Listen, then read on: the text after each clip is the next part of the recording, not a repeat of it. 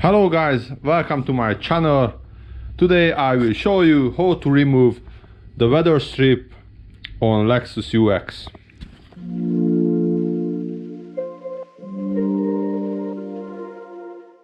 Alright, the door panel is took off. Now we need to take off the windows.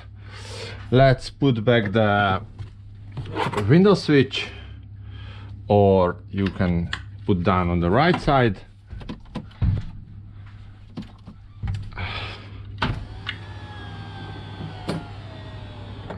Okay.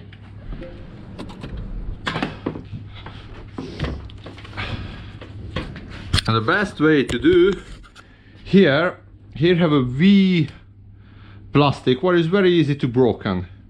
So I try to start from this way.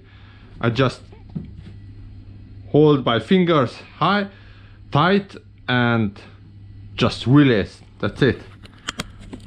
And hopefully it's not broken anything. Okay, this one come off. So we just moving out nicely,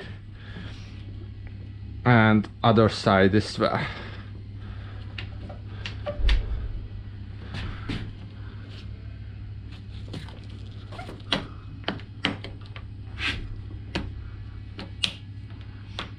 And that's it.